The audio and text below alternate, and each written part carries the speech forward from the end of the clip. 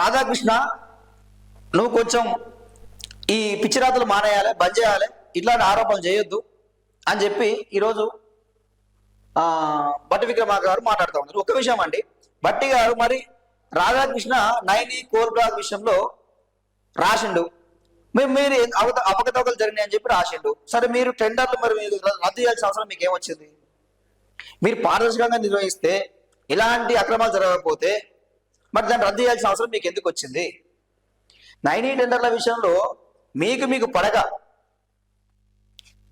మీరు కొట్లాడుకొని ఇప్పుడు నా వర్గీయులకు కావాలంటే నా వర్గీయులకు కావాలి, నా మనిషికి కావాలంటే నా మనిషికి కావాలని చెప్పి మీరు ప్రభుత్వంలో కొట్లాడుకోవడం వల్ల దీన్ని ఫుల్ స్టాప్ పెట్టడానికి రేవంత్ రెడ్డి రాధాకృష్ణతో ఈ రాతలు రాయించిండు.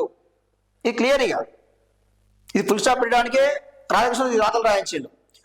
రాతలు రాయించిన మర్నాడే ప్రెస్ మీట్ పెట్టి ఏదో రాధాకృష్ణ తిడుతున్నట్టు ఇవన్నీ ఎరికే, రాధాకృష్ణకి ఎరికే, ఈ బట్టికి ఎరికే, ఈ రాతల గురించి మొత్తం ఎరికే. వీళ్ళకు ఎవరు రాపిస్తారు, ఏం రాస్తారు, దీన్ని ఎట్లా గతం చేయాలి, ఎట్లా దీన్ని టెండర్ రద్దు చేయాలి, ఇవన్నీ ఒక డ్రామా.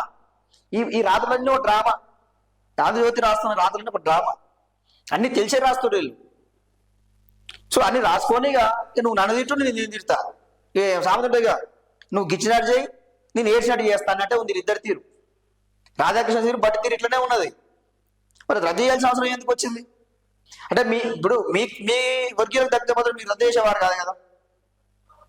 దీన్ని ఏమంటుంటే హరీష్ రావు లేఖ రాయి, దాని మీద సిట్ విచారణ జరిపిస్తాం, సింగరేణి స్కామ్ జరిగిందని చెప్తారు కదా, సో దాని మీద విచారణ జరిపిద్దామని చెప్పి ఖచ్చితంగా జరిపించాలి, ఖచ్చితంగా విచారణ జరిపించాలి. ఇక్కడ బీఆర్ఎస్ హయాంలో అయితేంది, ఇప్పుడు మీ ప్రభుత్వ హయాంలో అయితేంది, ఎవరిది మీద మొత్తం సింగరేణి కొల్లగొట్టిరు, దోసుకున్నారు, నచ్చిన వాళ్ళకి టెండర్లు ఇచ్చిర్రు, చాలా అక్రమాలు జరిగినాయి.